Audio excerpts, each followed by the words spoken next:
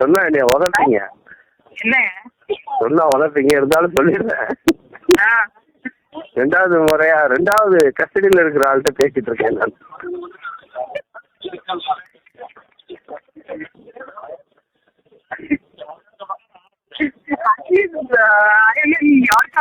Yes, ma'am. Ma'am, I just read out the statement. See, it is in line, ma'am. I just suggested the boss. Boss said, okay. I just wanted to keep it, ma'am. 10/2/2011 அன்று நான் விடுத்த அறிக்கையில் 2007-2008 ஆண்டில் மத்திய தொலைத்தொடர்பு துறையால் ஒதுக்கப்பட்ட 2G அலைக்கற்றை விவகாரத்திற்கும் 2009 ஆண்டில் கலைஞர் தொலைக்காட்சி மற்றும் விநியோக நிறுவனத்துக்கும் இடையே நடந்த கடன் பரிவர்த்தனைக்கும் எந்தவித தொடர்பும் கிடையாது என்றும், விநியோக நிறுவனத்திடமிருந்து கடனாக பெறப்பட்ட 200 கோடி ரூபாய் கலைஞர் தொலைக்காட்சி நிறுவனத்தால் திருப்பி தரப்பட்டு விட்டது என்றும், அந்த தொகைக்கான வட்டி 31 கோடி ரூபாய் கொடுக்கப்பட்டது என்றும், இந்த பரிவர்த்தனை முழுவதும் வருமான வரித்துறைக்கு தெரியப்படுத்தப்பட்டு அதற்கான வரியும் முறையாக செலுத்தப்பட்டுள்ளது என்றும் தெரிவித்திருந்தேன். இதற்கு பிறகும் இந்த கடன் பரிவர்த்தனை குறித்து மத்திய புலனாய்வுத்துறை நீதிமன்றத்திலே குறிப்பிட்டுள்ளது. எனவே மத்திய புலனாய்வுத்துறைக்கோ வருமான வரித்துறைக்கோ எந்த விதமான சந்தேகம் இருக்குமானால் அவர்கள் எப்போது வேண்டுமானாலும் கலைஞர் தொலைக்காட்சி நிறுவனத்தின் ஆவணங்களையும் கணக்குகளையும் சரிபார்த்து தெரிந்து கொள்ளலாம். அதுல எங்களுக்கு எந்த விதமான ஆட்சேபனையும் இல்லை. சரத்குமார், நிர்வாக இயக்குனர், கலைஞர் தொலைக்காட்சி.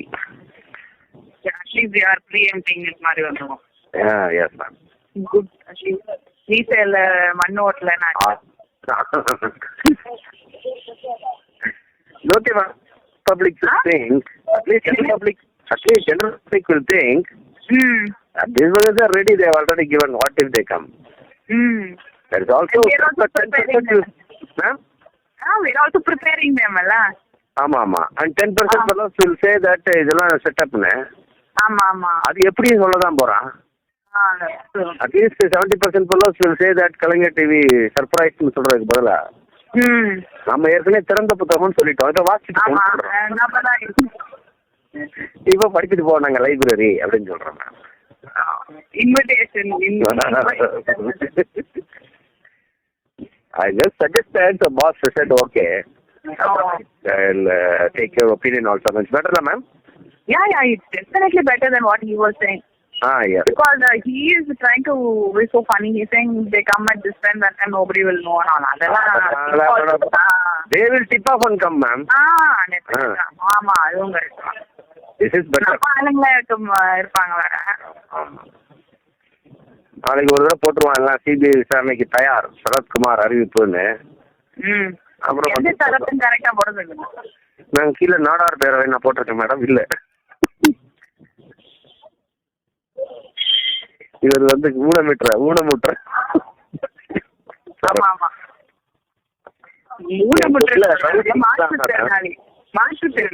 Sorry madam. எங்க ஊர்ல எல்லாம் எங்க டிபார்ட்மெண்ட்ல 2 ரவுடிக்கு 2 கிரிமினலுக்கு ஒரே பேர் இருந்தா ஒரு அடைமொழி கொடுத்துருவோம். ஃபார் எக்ஸாம்பிள் மாலைக்கன் சுரேஷ், ரவி, இப்படி. அது மாதிரி எனக்கு ஒத்தக்கால் சரத். நீங்க கஸ்டடியில எடுத்தாலும் அவனை காப்பாற்றுவீங்கன்னு நினைச்சா அதுவும் இல்லாம போயிடுச்சு. You are the only guardian angel to him, but I am assisting in little whatever way I can. அவ்வளவுதான். நான் தானே மேடம். நீங்களும் அவன் 2 பேரை சேர்த்து. சரி madam.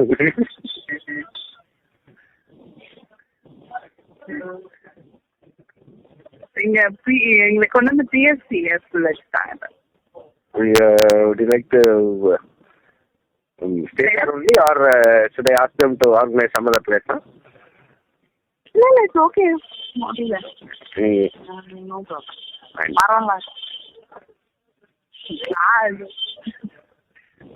What about lunch, ma'am? They'll organize, right? They will organize, but for you, ma'am? Same thing is that. Look, bizarre. Let's go get something. Okay. எனக்கு இந்த கல்யாண மண்டபத்துக்கு மட்டும் நம்ம ஏதாவது ஸ்பெஷல் லஞ்ச் ஆர்கனைஸ் பண்ண. நீங்க ஆர்கனைஸ் பண்ணுவீங்களா? இங்க பண்ண மாட்டாங்க.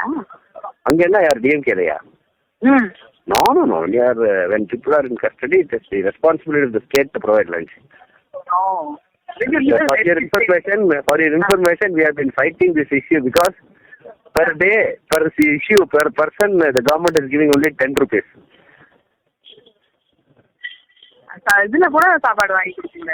அதான் madam, we are fighting this issue. எங்க முடியாது. That is why all these fellows they go and take from hotels and all.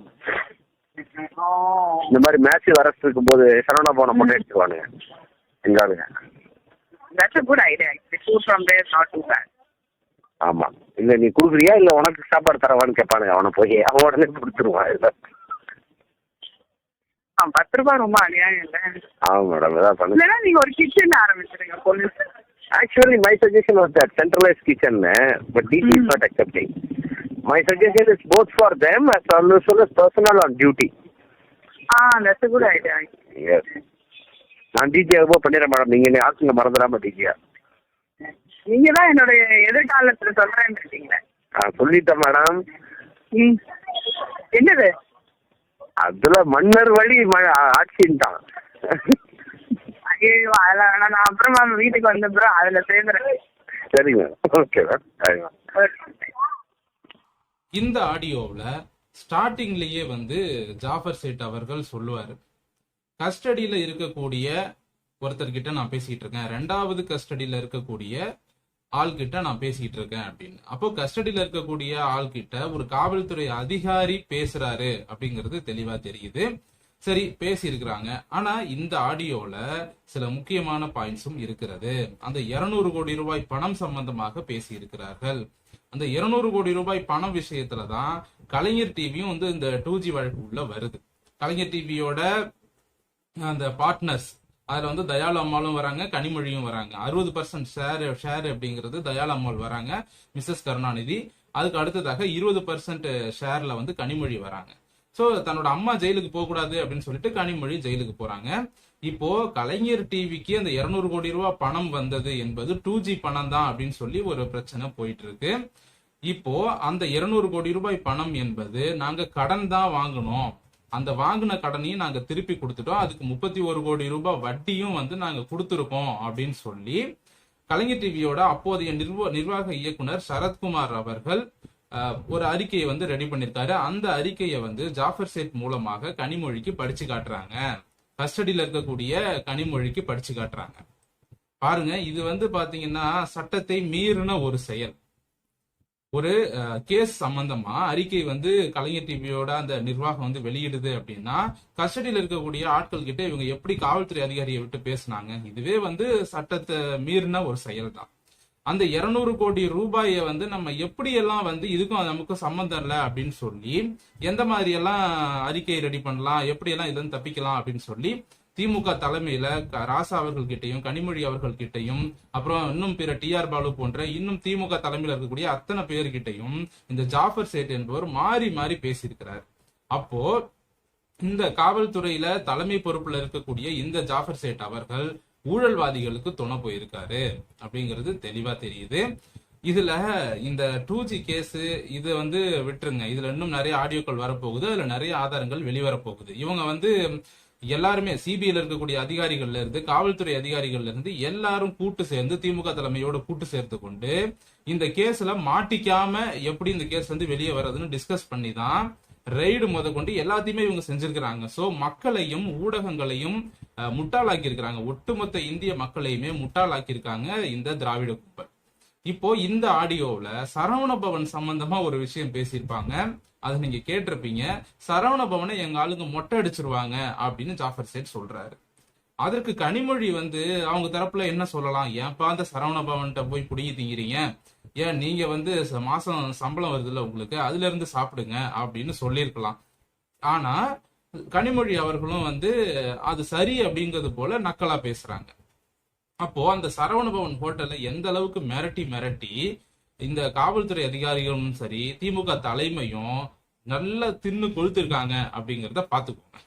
இதுல இன்னொரு விஷயம் என்ன அப்படின்னா, திமுக குடும்பம் இருக்கு இல்லையா, அந்த குடும்பம் வந்து சரவண பவன் ஹோட்டலையே வந்து மிரட்டி இருக்கிறாங்க. பல ஆண்டுகளா மிரட்டிட்டே வராங்க. மிரட்டி எப்படியாவது அந்த சரவண பவன் நிறுவனத்தை வந்து தன்னுடைய நிறுவனமா மாத்திடணும்னு அந்த குடும்பத்தையும் மிரட்டினாங்க, ஓனரை மிரட்டினாங்க, ஏதோ செஞ்சு பார்த்தாங்க. ஆனா அவங்களால முடியல. சோ அந்த சரவணபவன் மேல திமுக குடும்பத்திற்கு எப்பொழுதுமே ஒரு கண்ணு உண்டுங்க. அதனாலதான் காவல்துறை அதிகாரிகளுக்கு ஃபுல் பர்மிஷன் கொடுத்துட்டாங்க போல இருக்கு. சென்னையில இருக்கவங்களுக்கு எல்லாரும் சரவணபவன் ஹோட்டல்லே சாப்பிடுங்க, யாரும் காசு தராதீங்க, மிரட்டி மிரட்டி சாப்பிடுங்கன்னு திமுக ஆட்சிக்கு வந்ததுமே பர்மிஷன் கொடுத்துட்டாங்களா இருக்கு. அதுதான் ஜாஃபர் சேட் சொல்றாரு, நாங்க வந்து சரவணபவன் ஹோட்டல்ல மிரட்டுவோம், நீ சாப்பாடு கொடுக்குறியா இல்ல உனக்கு நாங்க சாப்பாடு கொடுக்கட்டுமா அப்படின்னு சொல்லி மிரட்டுவோம், அவன் பயந்து போய் எங்களுக்கு சாப்பாடு கொடுத்துருவான் அப்படின்னு சொல்லி அந்த சரவணபவன் ஹோட்டல் அவங்களை எப்படி எல்லாம் மிரட்டி புடுங்கி ஓசில தின்னாங்க அப்படிங்கிறத ஜாஃபர் சேட் சொல்றாரு. அதுல பெருமை வேற, ஓசில சாப்பிட்டதுல பெருமை வேற. இப்போ அடுத்த கட்டமா மிக முக்கியமான பாயிண்ட், கனிமொழி அவர்கள் தான் அடுத்த முதலமைச்சர் என்று ஜாஃபர் சேட் அவர்கள் அப்படியே சுத்தி வளைச்சு பேசுறாரு, புகழ்ந்து பேசுறாரு. அடுத்து நீங்க தான் மன்னர் வம்சாவழி தாங்க அடுத்து அப்படின்னு கன்ஃபார்மா வந்து ஜாஃபர் சேட் சொல்றாரு. உடனே கனிமொழி வந்து அப்படியே புன்னகையில பூரிச்சு போறாங்க கனிமொழி அவர்கள்.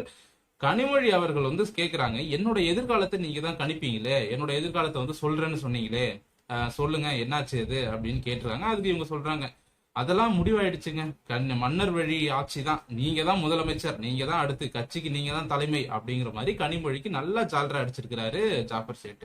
ஒரு பக்கம் கனிமொழிக்கு ஜால்ரா, ராசா கூட பேசும்போது ராசாவுக்கு ஜால்ரா, டிஆர் பாலு கிட்ட பேசும்போது டிஆர் பாலுவுக்கு ஜால்ரா. இன்னும் இந்த ஜாஃபர் சேட் எத்தனை பேர்கிட்ட பேசியிருக்காரு, எத்தனை பேருக்கு ஜால்ரா அடிச்சிருக்காருன்னு தெரியல. அப்போ கனிமொழி அவர்களுக்கு தான் திமுக தலைமைக்கு வர வேண்டும், தான் வந்து முதலமைச்சர் ஆக வேண்டும் என்ற அந்த ஆசை என்பது அவருக்கு இருக்கிறது, இன்னமும் இருக்கு அப்படிங்கிறது இந்த ஆடியோ மூலமா அவர் வாயாலே தெளிவா நமக்கு தெரிஞ்சிருச்சு. அவரே சொன்னதை நம்ம கேட்டுட்டோம். இப்போ கனிமொழி வெர்சஸ் உதயநிதி அப்படிங்கிறது கண்டிப்பா நிச்சயமா வரும் இந்த தடவை. சோ ஸ்டாலின் அவர்கள் அண்ணங்கிறதுனால ஏத்துக்கிட்டாங்க, ஆனா இந்த தடவை உதயநிதியை ஏத்துப்பாங்களா அப்படிங்கிறது சந்தேகமா தான் இருக்கு. இப்போ கனிமொழி அவர்கள் மனசுல இருக்கிறதும் வெளியில வந்துருச்சு. இதுல மக்கள் புரிந்து கொள்ள வேண்டியது என்ன அப்படின்னா, மக்கள் அனைவரும் இளிச்சவாயன்கள், மக்களும் சரி ஒட்டுமொத்த இந்திய மக்களுமே அப்படித்தான் வந்து இவர்கள் நினைத்து கொண்டிருக்கிறார்கள். இன்னும் அடுத்தடுத்து பல ஆடியோக்கள் வெளிவர இருக்கிறது. 28 to 30 ஆடியோக்கள் இருக்குது. எலெக்ஷனுக்கு முன்னாடி வரைக்கும் ஒரு ஆடியோவா வந்து தமிழக பாஜக தலைமை வெளியிட்டுட்டே இருப்பாங்க. அதுல இன்னும் என்னென்னலாம் பேசியிருக்கிறாங்க, இன்னும் பல அதிர்ச்சிகரமான பல ஆடியோக்கள் வெளிவர இருக்கிறது. தமிழக மக்களுக்கு தேர்தல் முடிகிற வரைக்கும் விருந்து காத்திருக்கிறது என்பதை சொல்லிக்கொண்டு இந்த பதிவை இத்துடன் முடித்துக் கொள்கிறேன். இந்த பதிவு பற்றி உங்களுடைய கருத்துக்களை கமெண்ட் செக்ஷன்ல தாராளமா பதிவு செய்யலாம். மீண்டும் அடுத்த நல்ல பதிவோடு உங்களை வந்து சந்திக்கிறேன். நன்றி, வணக்கம்.